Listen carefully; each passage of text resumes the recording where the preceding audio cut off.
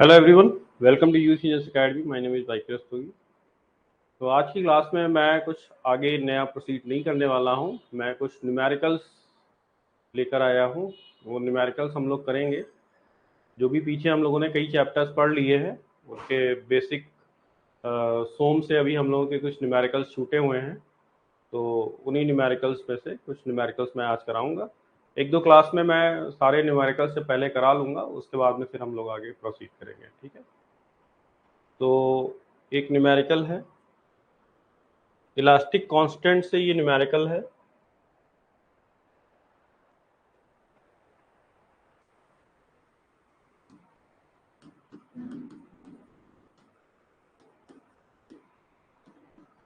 जिसमें हम लोगों ने वॉल्यूमेट्रिक स्ट्रेन के बारे में पढ़ा था। तो यहाँ पर एक ब्लॉक है।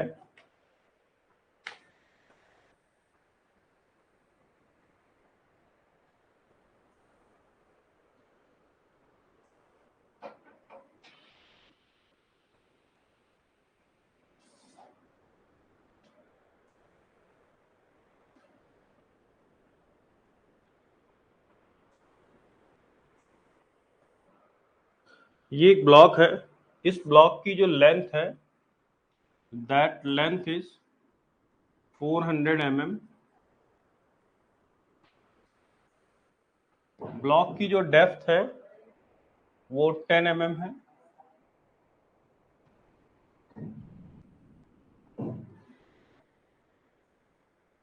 इसकी जो विड्थ है वो 30 mm है।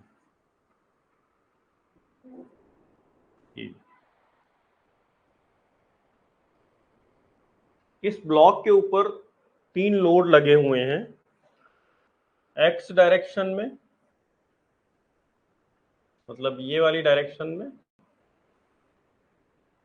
15 किलो न्यूटन का लोड लगा हुआ है।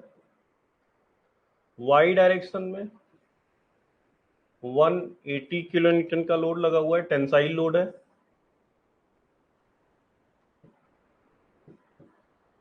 और जेड डायरेक्शन में कंप्रेसिव लोड लगा हुआ है 80 किलो न्यूटन का।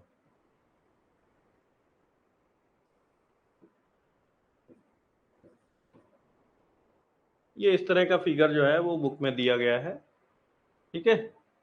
और यहाँ पर दो वैल्यूज भी दी गई हैं। एक वैल्यू है ई की, मॉडुलस ऑफ इलास्टिसिटी 2 × 10⁵। ये स्टील के लिए होता है जनरली, न्यूटन पर mm²। और म्यू का वैल्यू दिया गया है 0.3। This is the Poisson's ratio. और आपको बताना है change in volume. That means कि आपको डेल्टा वी बताना है। What is the change in volume, ये आपको बताना है। ये आपके सामने प्रॉब्लम फिगर है। कुछ वैल्यूज दी गई हैं, मॉडुलस ऑफ इलास्टिसिटी दिया गया है और म्यू पॉइजन्स रेशियो की वैल्यू दी गई है। और आपको निकालना है कि what will be the change in volume. Volume में चेंज, वॉल्यूम में परिवर्तन कितना होगा, तो ये आपको निकालना है। अगर आप फॉर्मूला देखें इसका, तो फॉर्मूला हम लोगों ने डिराइव किया था। फॉर्मूला हम लोगों ने इसका डिराइव किया था कि अगर तीनों डायरेक्शन में 3 डायमेंशनल स्ट्रेस सिस्टम है, तो उस केस में जो वॉल्यूमेट्रिक इफिशियंसी निकल के आती है, सॉरी वॉल्यूमेट्रिक स्ट्रेन जो निकल के आता है वो कितना निकल के आता है। ठीक है। सो एक बार आप लोग उसको देख लीजिए। What is the volumetric epsilon V, that is equal to σ1 plus σ2 plus σ3 upon E, और ब्रैकेट में था 1 - 2 म्यू। सो ये हम लोगों का जो निकल के आया था फॉर्मूला। ठीक है। ये 3 डायमेंशनल का केस है। तो 3 डायमेंशनल में इस तरह का फॉर्मूला निकल के आया था। ठीक है, अब हम लोगों को अलग अलग निकालना है स्ट्रेस की वैल्यू। जब हम स्ट्रेस की वैल्यू फाइंड आउट कर लेंगे देन आपको मिल जाएगा। ठीक है, चलिए यहां पर आप देखेंगे तो 15, ये वाली डायरेक्शन को मैं एक्स डायरेक्शन ले रहा हूं, ये वाली डायरेक्शन में एक्स डायरेक्शन ले रहा हूं, ये वाली डायरेक्शन को मैं वाई डायरेक्शन ले रहा हूं, और ये वाली डायरेक्शन को मैं जेड डायरेक्शन ले रहा हूं। ठीक है, नाउ एक्स डायरेक्शन में जो स्ट्रेस लग रहा है वो कैसा है, टेंसाइल नेचर का है। कैसा स्ट्रेस है, सिग्मा 1 कैसा है, टेंसाइल है। तो सिग्मा 1 टी लिख लिया है, टी का मतलब है कि टेंसाइल, इसका नेचर कैसा है, टेंसाइल है। स्ट्रेस क्या होता है, फोर्स अपॉन एरिया। तो फोर्स कितना लग रहा है, फोर्स इज 15 किलो न्यूटन। तो हम लोग जो भी वर्किंग करेंगे वो आपका किस में करेंगे, न्यूटन और एमएम में। ये चीज आप ध्यान रखेंगे स्ट्रेंथ ऑफ मटेरियल में।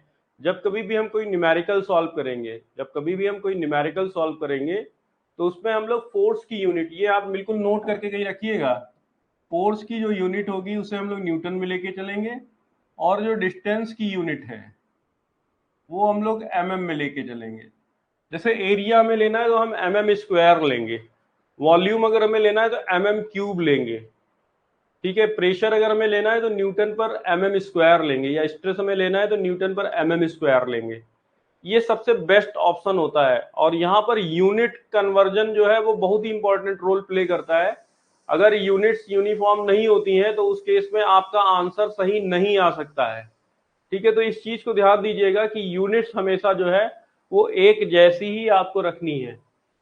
तो सिग्मा क्या होता है, सिग्मा क्या होता है, सिग्मा होता है फोर्स अपॉन एरिया। ठीक है, फोर्स अपॉन एरिया। फोर्स कितना लग रहा है, 15 किलो न्यूटन है, तो किलो को चेंज करेंगे तो 10⁻3। और एरिया, कौन सा एरिया, जिस एरिया पे ये लगा हुआ है ये वाला एरिया।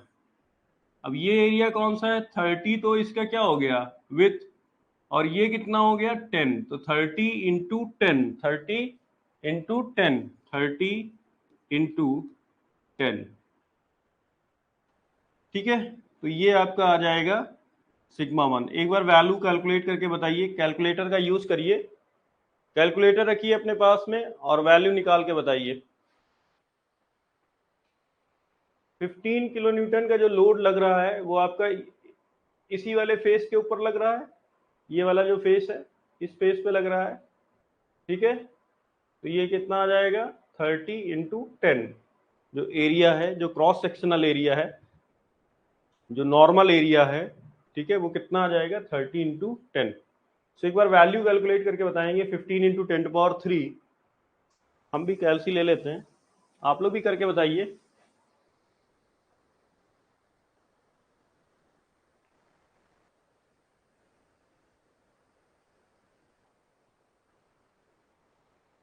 ये आपका आ रहा है 50, दिस कम्स 50 न्यूटन पर एमएम स्क्वायर। 50 न्यूटन पर MM square, very good, 50 Newton पर एमएम स्क्वायर। इसी तरह से हम लोग सिग्मा 2 और सिग्मा 3 भी फाइंड आउट करेंगे। सिग्मा 2 की बात करते हैं तो सिग्मा 2, ये मैंने वाई डायरेक्शन माना हुआ है, ये जहाँ पे 180 वाला लग रहा है। ठीक है, एक बार पहले देख लीजिए फिगर, फिर उसके बाद मिलते हैं।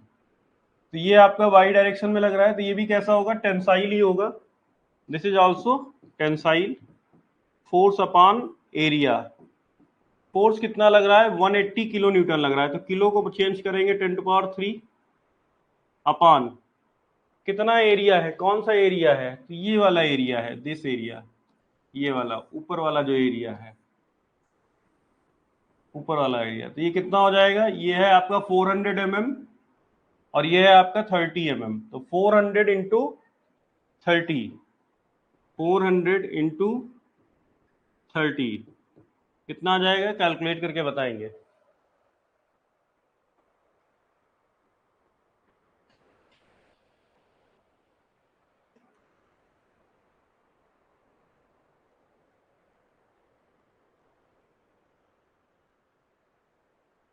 So this comes 15, I think आप लोग भी आंसर करिएगा।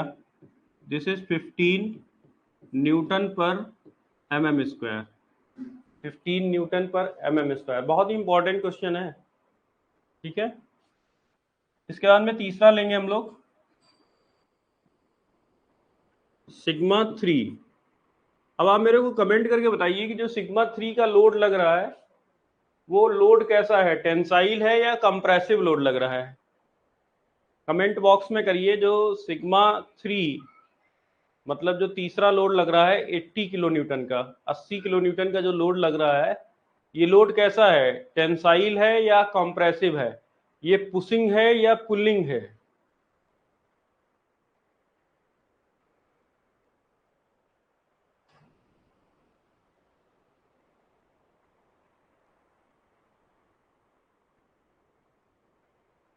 कंप्रेसिव लोड लग रहा है। ठीक है, तो कंप्रेसिव है तो हम यहाँ पर सी लिख लेंगे। अच्छा, ये साथ ही साथ आपको करना है, क्योंकि अगर आप मान लीजिए कैलकुलेशन कर लेते हैं और झटके में फिर आप सारे लोड्स को टेंसाइल ले लेते हैं तो आपका जो आंसर होगा ना वो गलत हो जाएगा। तो इसलिए यहाँ पर लिखना जरूरी है। ये यहाँ नहीं लिखना चाहते तो यहाँ पे लिखिए, है ना, कि दिस इज टेंसाइल। तो जब वैल्यूज हम लोग यहाँ से ट्रांसपोर्ट करेंगे तो हमें मिल जाएगा कि ये दोनों टेंसाइल है और वो कंप्रेसिव है। ठीक है, तो एफ अपान ए, फोर्स कितना है 80 किलो न्यूटन, तो 80 इंटू 10⁻³ डिवाइडेड बाई एरिया कौन सा होगा, कौन सा एरिया है, देखो ये वाला एरिया, दिस एरिया, ये वाला एरिया, इसी एरिया के ऊपर तो लग रहा है, यही तो क्रॉस सेक्शनल एरिया है, नॉर्मल एरिया। तो ये कितना है 400 इंटू 10, 400 इंटू 10, कैलकुलेट करिए कितना आ रहा है।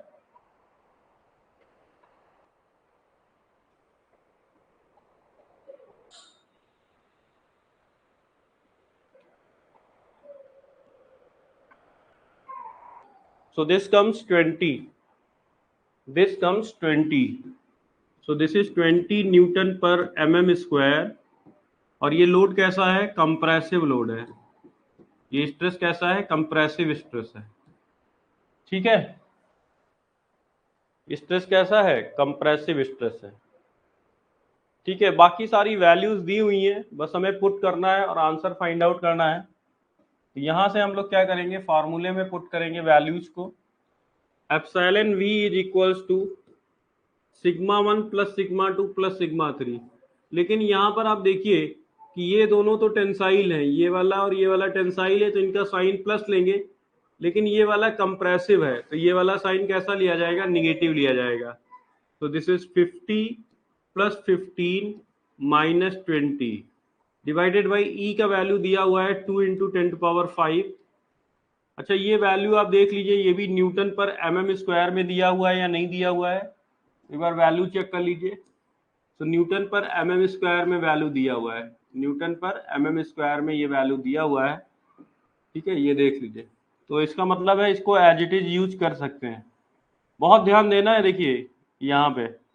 इसके बाद में 1 माइनस 2 म्यू, म्यू की वैल्यू कितनी दे रखी है 0.3, म्यू की वैल्यू कितनी दे रखी है 0.3। तो म्यू की वैल्यू पुट कर देते हैं 0.3। सो ये आ जाता है 15 प्लस 15, 50 प्लस 15 65 माइनस 20, तो दिस कम्स 45 अपॉन 2 इंटू 10⁵। और ये आ जाएगा 1 माइनस 0.3 का टाइम्स, तो 0.6 हो जाएगा ये वैल्यू। 1 माइनस 0.6 करेंगे तो ये आ जाएगा 0.4। तो यहां से आपको मिल जाएगा epsilon v is equal to, इसको सिंप्लीफाई कर लीजिए पूरा,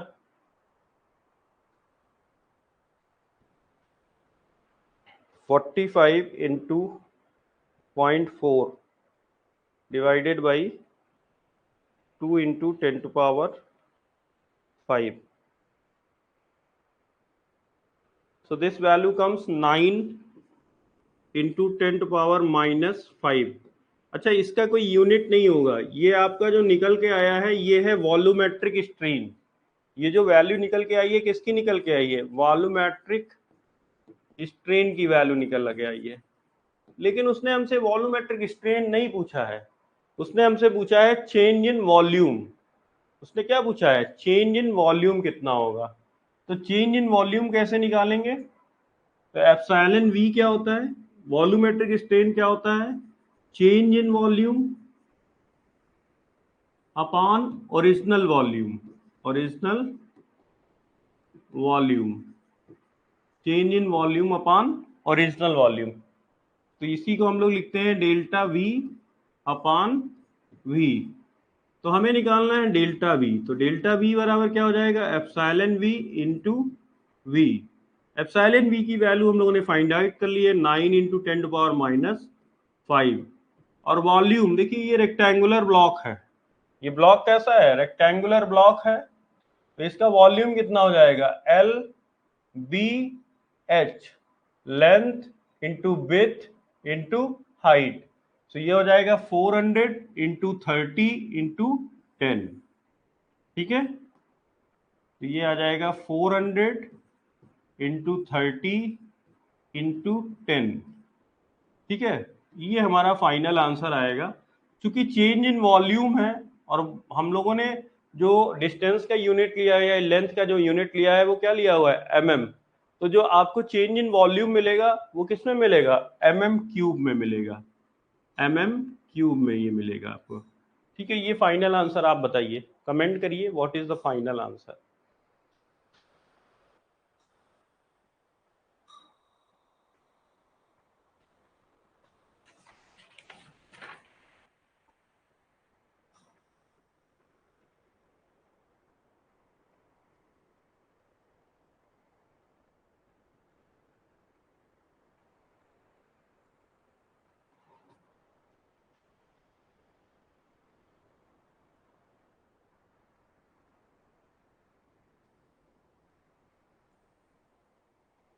आंसर बताएंगे, फाइनल आंसर कितना आ रहा है। यस इट इज 10.8 mm³, बिल्कुल सही आंसर आ रहा है 10.8 mm³।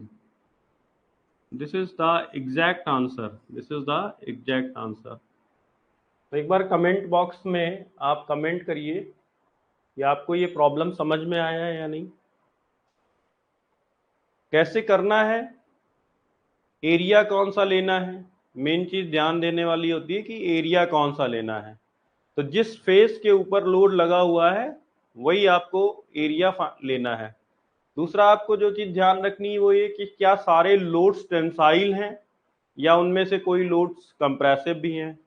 तो जो स्ट्रेस लेंगे तो वो आप उस हिसाब से ले लेंगे, ठीक है। चलिए एक प्रॉब्लम और ले रहे हैं। इस प्रॉब्लम में आपको ई की वैल्यू दी, सॉरी आपको मॉडुलस ऑफ रिजिडिटी दिया हुआ है। This is the problem number 2। इसमें आपको मॉडुलस ऑफ रिजिडिटी दिया हुआ है, जी का वैल्यू आपको दिया हुआ है 0.4 इंटू 10⁵ न्यूटन पर mm²। और आपको बल्क मॉडुलस के की भी वैल्यू दी हुई है, K is equals to 0.8 into 10⁵ newton per mm²। और यहाँ पर आपको दो चीजें फाइंड आउट करनी है, एक आपको ई निकालना है, मॉडुलस ऑफ इलास्टिसिटी कितना होगा, और दूसरा आपको पॉइजन्स रेशियो की वैल्यू फाइंड आउट करनी है कि पॉइजन्स रेशियो की वैल्यू कितनी होगी। तो हम लोगों ने एक रिलेशनशिप फाइंड आउट किया था और बहुत अच्छे से मैंने आपको बताया था, E is equals to 9 kg upon 3 kg। तो हमने कहा था ये ध्यान रखने का तरीका है, नीचे 3 kg नहीं होता है, 3K + G होता है, ठीक है। लेकिन चूंकि याद रखने का तरीका मैंने आपको बताया था कि अगर आप इस रिलेशन को याद रखना चाहते हैं तो किस तरह से याद रख सकते हैं। तो E is equals to 9 kg upon 3 kg, इस तरह से याद रख सकते हैं। अब वैल्यूज पुट कर देंगे, 9K की वैल्यू, अच्छा दोनों की यूनिट आप देखिए ना सेम है, दोनों की यूनिट्स क्या है, सेम है, तो यहाँ पर हमें चेंज करने की जरूरत नहीं है। तो K की वैल्यू है 0.8 इंटू 10⁵ इंटू 0.4 इंटू 10⁵, नीचे वैल्यू आ रही है 3 इंटू के का वैल्यू है 0.8 इंटू 10⁵ प्लस 0.4 इंटू 10⁵। थोड़ा सा सिंप्लीफाई कर लेंगे, नीचे वाला कितना आ जाएगा, 8 3 जा 24, तो 2.4 ये आ जाएगा, 2.4 में 0.4 ऐड करेंगे तो 2.8, नीचे वाला आ जाएगा 2.8 इंटू 10⁵। पूरा पूरा कैल्सी पर रिलाई नहीं करिएगा, देखिए ठीक है, कैल्सी पर आपको पूरा पूरा नहीं रिलाई करना। ये ऊपर वाला आ जाएगा 9 इंटू 0.8 इंटू 0.4 इंटू 10⁵ इंटू 10⁵। मैंने अभी इसको इसलिए नहीं किया क्योंकि एक 10⁵ जो है वो कैंसिल होने वाला है, ठीक है। अब यहाँ से चाहें तो आप कैल्सी से भी कर सकते हैं, इतना अलग रहने दीजिएगा, 10⁵, बाकी कैलकुलेट कर लीजिए। तो ये वैल्यू आपकी आ जाएगी 9 into 0.8 into 0.4 divided by 2.8. So this value comes 1.028 into 10⁵ Newton per mm square. So this will be the value of modulus of elasticity. Main चीज है फार्मूला, फार्मूला इंपॉर्टेंट है, और फार्मूले में आपको वैल्यूज किस तरह से रखनी है, यूनिट्स आपको देखनी है, बहुत ही इंपॉर्टेंट होता है यूनिट्स को देखना। उसके बाद में फिर वैल्यू आपसे पूछा गया है कि म्यू का वैल्यू निकालिए, पॉइजन्स रेशियो का वैल्यू निकालिए। तो अब आपके पास दो रिलेशनशिप हैं जो आपको समझ में आए। पहला रिलेशन ई और के के बीच में है, E is equal to 3k 1 minus 2 mu, है ना। या फिर एक और रिलेशन है, E is equal to 2g 1 plus mu. तो दो रिलेशन है, दोनों में आपको जो समझ में आए, जो सुटेबल लगे वो आप रख लीजिए, ठीक है। इससे हम लोग फाइंड आउट कर लेंगे म्यू की वैल्यू। तो म्यू की वैल्यू आप लोग कैलकुलेट करके बताइए कितनी वैल्यू आ रही है। 1.028 इंटू 10⁵, के की वैल्यू 3 इंटू के की वैल्यू कितनी है 0.8 इंटू 10⁵, 1 माइनस 2 म्यू। तो ये 10⁵ कैंसिल हो जाएगा और ये वैल्यू कितनी आ जाएगी, divided by 2.4। So this value comes 0.428 is equals to 1 minus 2 mu, या फिर mu is equals to 1 minus 0.428 divided by 2, तो -1 डिवाइडेड बाई 2। सो 0.2857 म्यू की वैल्यू आ रही है 0.2857। This is the value of Poisson's ratio, this is the value of Poisson's ratio 0.2857। Problem को complete करिए।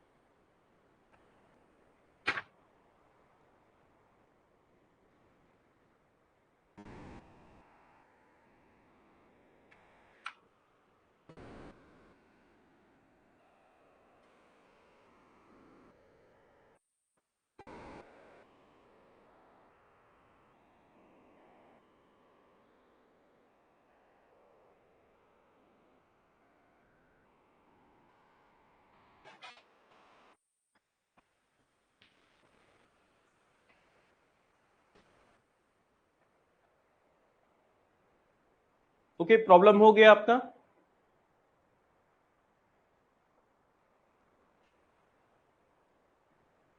Basically ये दो टाइप की प्रॉब्लम्स हैं जो इलास्टिक कांस्टेंट से पूछी जाती हैं, ठीक है। एक में वॉल्यूमेट्रिक स्ट्रेन या फिर चेंज इन वॉल्यूम, ठीक है। तो केस मैंने आपको पूरा करा दिया है, 3 डायमेंशनल वाला केस करा दिया है ना। अब अगर 2 डायमेंशनल या यूनी डायरेक्शनल स्ट्रेस सिस्टम का कोर्स क्वेश्चन पूछा जाता है तो वो आप आसानी से कर सकते हैं। ठीक है, और दूसरा जो है वो इसी तरह से क्वेश्चन आता है रिलेशंस पर बेस्ड। ठीक है, जैसे इसमें के और जी की वैल्यू दी गई है, समटाइम्स आपको के और म्यू की वैल्यू दी जाएगी, फिर ई की वैल्यू पूछेगा और जी की वैल्यू पूछेगा। ठीक है, तो इस तरह से क्वेश्चंस जो हैं वो इलास्टिक कांस्टेंट से पूछे जाते हैं। स्ट्रेन एनर्जी से बहुत कोई इंपॉर्टेंट नहीं है, मतलब न्यूमेरिकल्स नहीं पूछे जाते हैं। ठीक है, कभी नहीं पूछे गए हैं आज तक स्ट्रेन एनर्जी से क्वेश्चन। अब हम लोग नेक्स्ट टॉपिक ले रहे हैं bending of beams. Bending of beams में बहुत इंपॉर्टेंट क्वेश्चन है, और बेंडिंग और टॉर्सन से एक न्यूमेरिकल जो है वो पूछा ही जाता है। ठीक है, मतलब मोस्ट ऑफ द टाइम जो है वो अपीयर हुआ है बेंडिंग और या फिर टॉर्सन, मतलब बेंडिंग ऑफ बीम्स का या फिर टॉर्सन ऑफ सर्कुलर शैफ्ट्स। तो इन दोनों में से किसी एक से क्वेश्चन आपका न्यूमेरिकल जो है वो मेन से पूछा जाता है। ठीक है, तो अभी हम लोग कर रहे हैं question bending of beams, pure bending of beams या सिंपल बेंडिंग। ठीक है, तो बेंडिंग का क्वेश्चन कर रहे हैं। मैं क्वेश्चन आपको यहाँ पर लिख देता हूँ। जैसे आज थोड़ा सा मैं क्वेश्चंस आपके लिए लेके नहीं आ पाया, अगली बार मैं क्वेश्चन आपको टाइप फॉर्म में दे दूंगा। ठीक है, a circular pipe of external diameter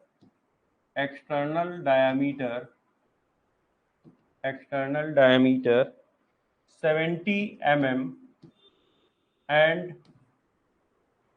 and thickness 8 mm is used as a beam if the permissible stress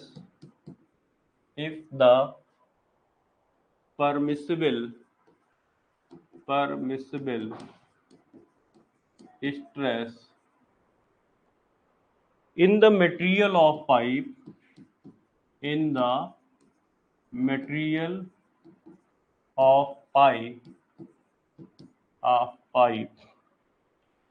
is 150 Newton per mm square. Find the maximum moment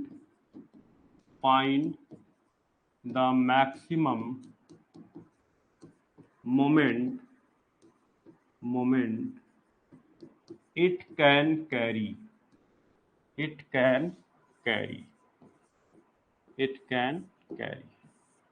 तो ये क्वेश्चन है, बहुत ही अच्छा क्वेश्चन है। ठीक है, सिंपल क्वेश्चन है। इस तरह के क्वेश्चंस जो है वो एग्जाम में पूछे भी जाते हैं। जो भी वैल्यूज दी गई हैं, एक्सटर्नल डायमीटर दिया हुआ है, थिकनेस दे दी है 8 mm की, उसके बाद में मैक्सिमम परमिसिबल स्ट्रेस दे दिया है। ठीक है, तो स्ट्रेस कौन सा स्ट्रेस कहलाता है? ये बेंडिंग स्ट्रेस। बेंडिंग स्ट्रेस आपको दे दिया गया है, और मैक्सिमम मोमेंट जो है उस वो आपसे पूछा गया है। तो एक बार जो भी डेटा गिवन है वो हम लोग नोट कर लेते हैं, क्या क्या डेटा गिवन है।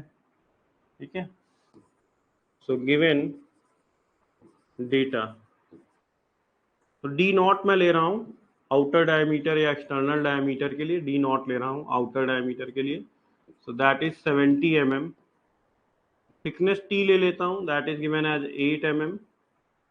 सिग्मा मैक्स की वैल्यू आपको दी गई है कि कितना मैक्सिमम परमिसिबल हो सकता है, इससे ज़्यादा नहीं हो सकता। ठीक है, 150 न्यूटन पर mm स्क्वायर, और आपको बताना है कि m कितना होगा, मतलब मैक्सिमम कितना होगा। जो फॉर्मूला हम लोग यूज़ करने वाले हैं वो कौन सा फॉर्मूला होगा जो हम लोग इसमें यूज़ करेंगे? तो आपको बताए m is equals to sigma max into Z, ये वाला फॉर्मूला हम लोग यूज़ करेंगे, जिसमें हमें मोमेंट डायरेक्टली मिल जाएगा। जेड आपने कैलकुलेट करना है और सिग्मा मैक्स का वैल्यू कैलकुलेट करना है। अब ये एक हॉलो शैफ्ट है, बीम जो है वो एक हॉलो बीम है।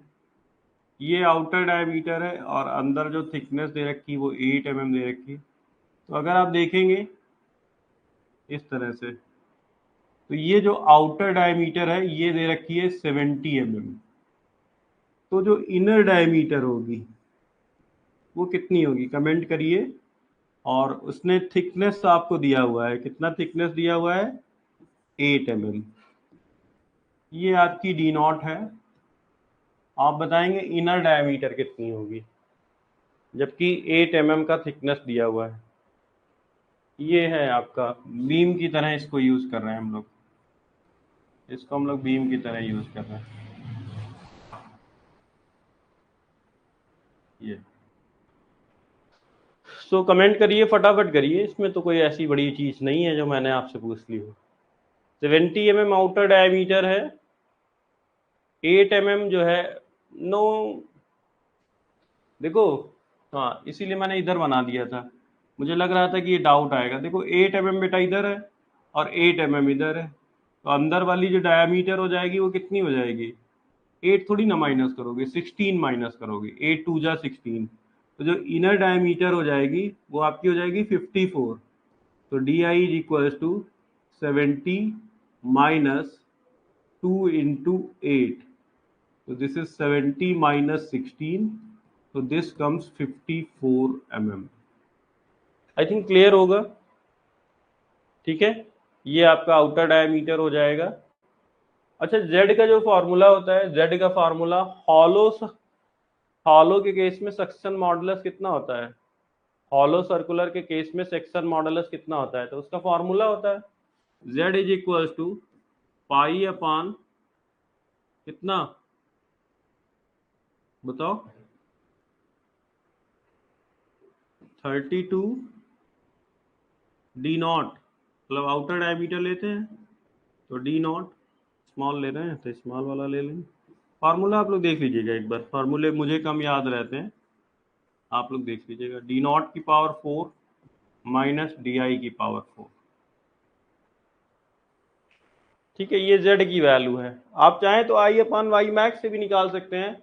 आई की वैल्यू एक्स एक्सिस के अबाउट होती है पाई अपान 64, डी नॉट की पावर 4 माइनस डी आई की पावर 4, और वाई मैक्स कितना होगा, वाई मैक्स होगा डी नॉट अपान 2, तो कैंसिल करेंगे तो पाई अपान 32 डी नॉट निकल के आएगा, ठीक है। तो यहाँ से हम लोग z की वैल्यू निकाल सकते हैं, z की वैल्यू कैलकुलेट कर लीजिए, फिर डायरेक्ट रखेंगे और निकाल देंगे। पाई अपान 32 डी नॉट कितना है, 70, ये आ जाएगा 70 की पावर 4 माइनस 54 की पावर 4। सो z का वैल्यू यहाँ से कैलकुलेट कर लीजिए, 70 की पावर 4 माइनस 54 की power 4, okay, into pi divided by 32 divided by 70, so this value comes 21748.4381। इसकी जो यूनिट होगी वो mm क्यूब होगी, z की जो यूनिट होगी वो होगी mm क्यूब, ठीक है। अब देखिए सिग्मा मैक्स का वैल्यू दिया हुआ है, m मैक्स आपने निकालना है, सिग्मा मैक्स का वैल्यू दिया हुआ है 150,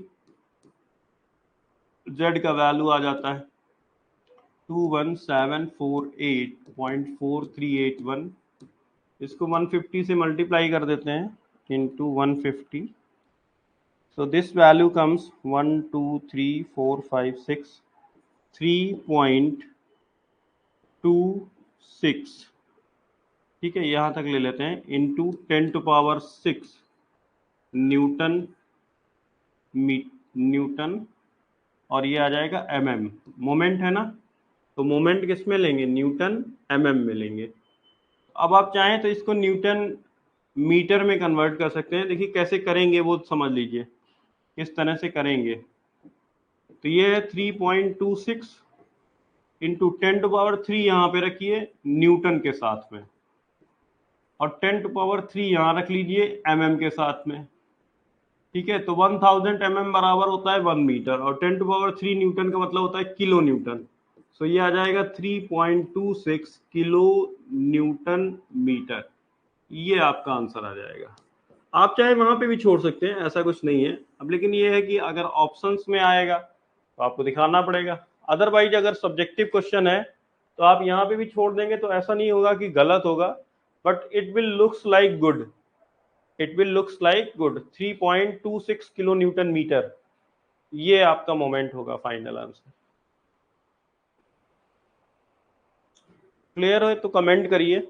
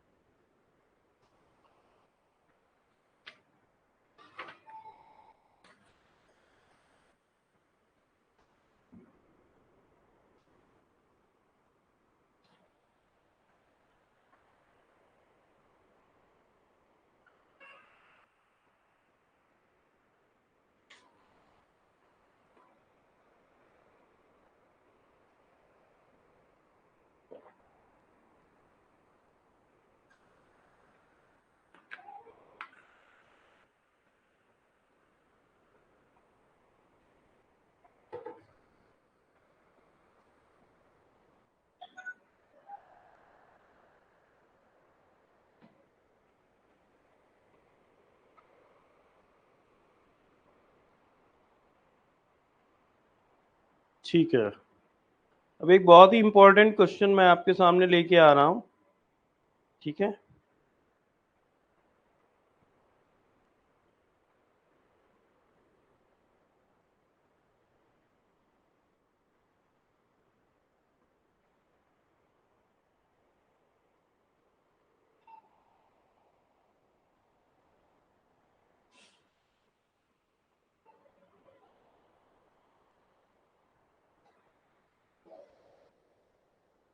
चलिए नेक्स्ट प्रॉब्लम करते हैं। मैं क्वेश्चन लिख रहा हूं आपके लिए। ए wooden log of diameter d is to be used as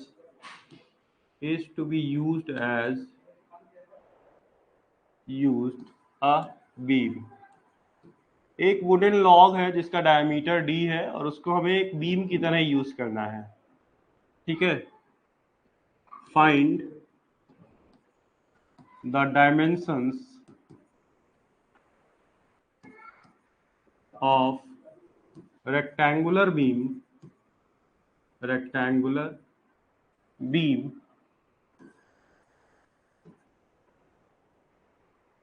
such that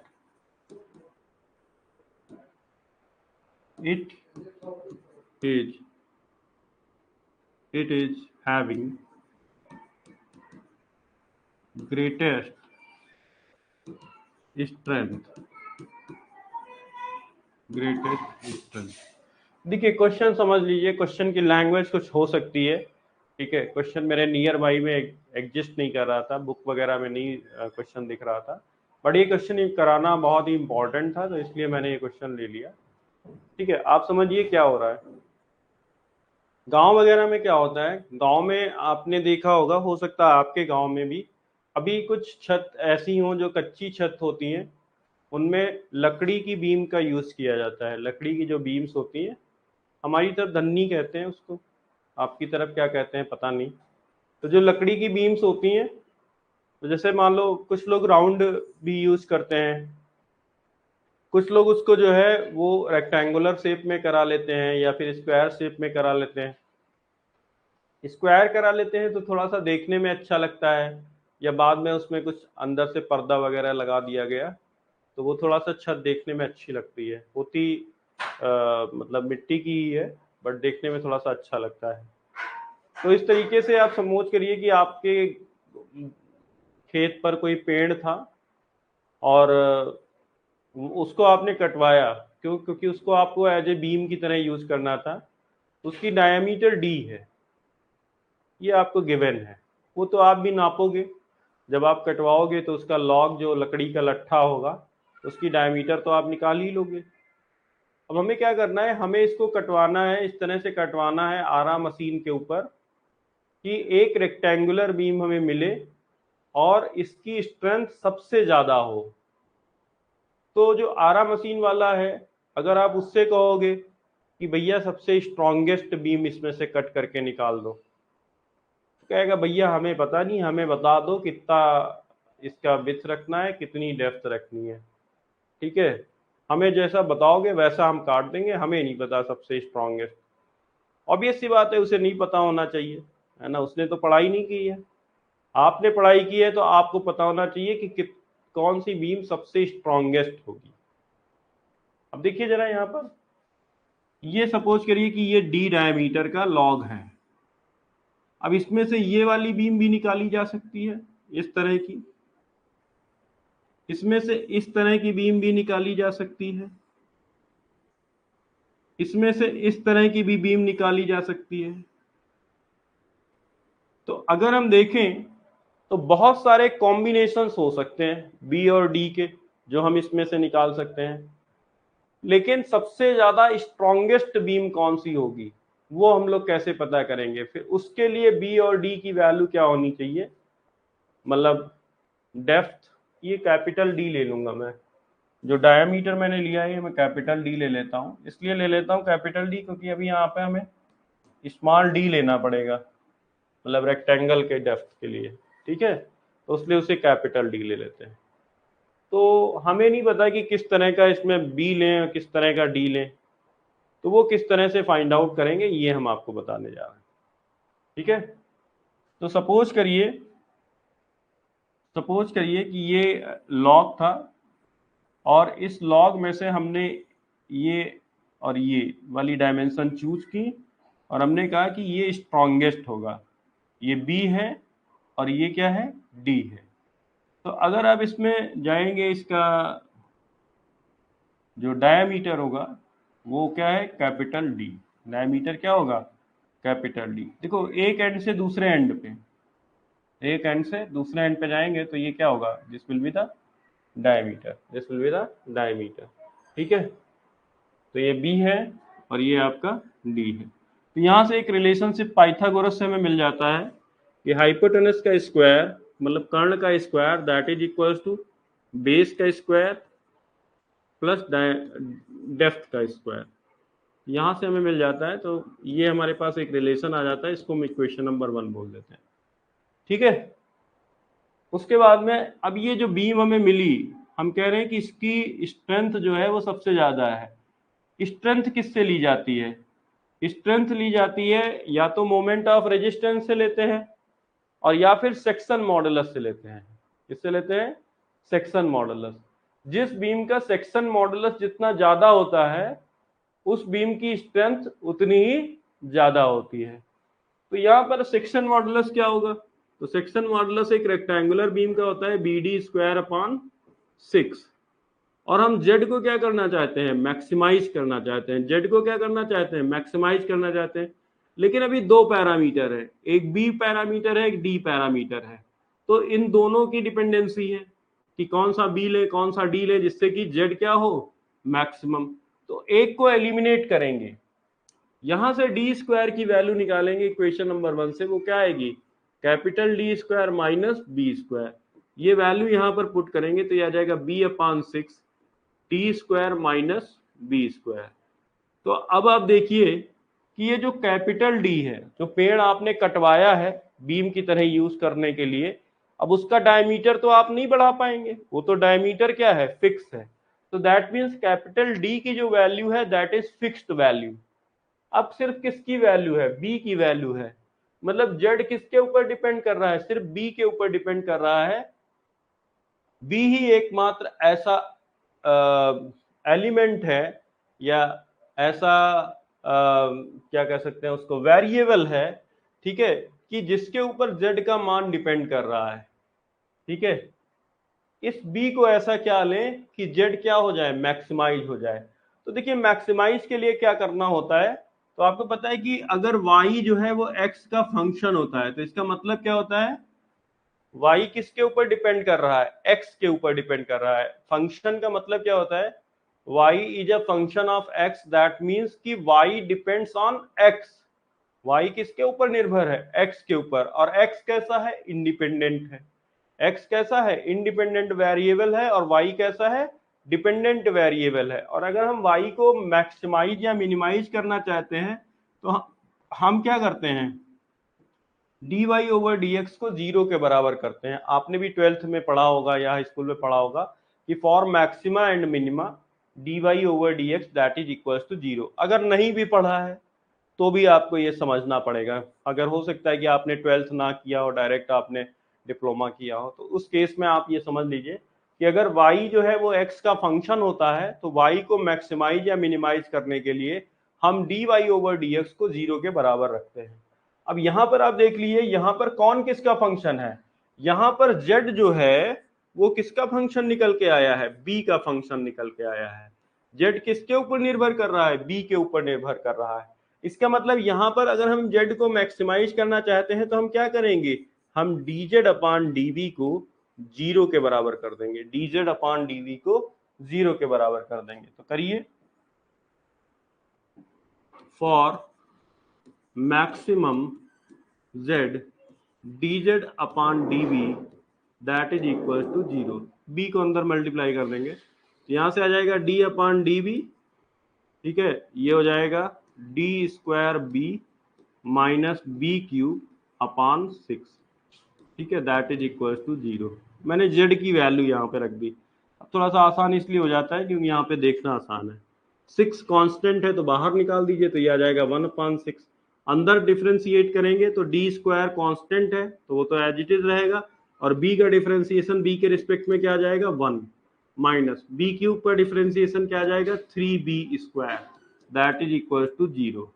तो ये 6 उधर भेज देंगे तो यहाँ से आ जाएगा D square minus 3b square that is equal to zero. या फिर हम यहाँ से, हमें क्या चाहिए, हमें तो b स्क्वायर निकालना है, तो 3b square that is equal to D square, या फिर b is equal to D upon √3। यहां से हमें मिल जाता है b is equal to D upon √3। मतलब जो विथ होनी चाहिए, जो सबसे स्ट्रॉन्गेस्ट बीम आप कट करवाएंगे उसकी जो विथ होनी चाहिए उसकी डायमीटर डिवाइडेड बाई √3। √3 की वैल्यू आप सभी को पता होती है 1.7, ठीक है। कैलकुलेटर में आप डालेंगे जो भी आपकी डायमीटर होगी लॉग का, और आप उसमें से निकाल लेंगे, ठीक है। अब डी हम लोगों को फाइंड आउट करना है, तो एक रिलेशन हमारे पास ऊपर रखा हुआ है, ये वाला रिलेशन, ठीक है, हमें डी फाइंड आउट करना है। तो D square is equal to क्या होता है, यहाँ पे देख लीजिए, D square is equal to capital D square minus B square. तो बस यहाँ पे वैल्यूज पुट करनी है, तो ये आ जाएगा D square minus this is D upon √3 का whole square. So this will be D square minus D square upon 3, तो ये आ जाएगा 2d स्क्वायर अपान 3। यहाँ से स्मॉल डी आपका आ जाएगा √2/3d, ये डेप्थ निकल के आ जाएगी। अब यही क्वेश्चन अगर आपको न्यूमेरिकल वे में दिया होता तो आप बस कैपिटल डी का वैल्यू पुट करते और आपको वैल्यू मिल जाती। तो कैपिटल डी का कोई भी वैल्यू दिया जा सकता है आपको, ठीक है। बहुत ही सिंपल क्वेश्चन था, बस खाली कॉन्सेप्चुअल क्वेश्चन था। क्वेश्चन कैसा था, कॉन्सेप्चुअल क्वेश्चन। एक बार कमेंट करके बताइए आपको समझ में आया या नहीं।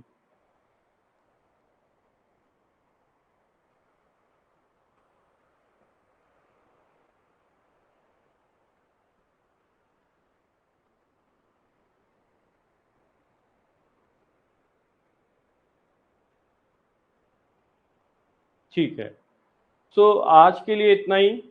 आज हम लोगों ने इलास्टिक कांस्टेंट्स के कुछ क्वेश्चंस किए और बेंडिंग के कुछ क्वेश्चंस किए। कल हम लोग सिंपल स्ट्रेस एंड स्ट्रेन के और टॉर्सन के कुछ क्वेश्चंस करेंगे, कुछ न्यूमेरिकल प्रॉब्लम्स करेंगे।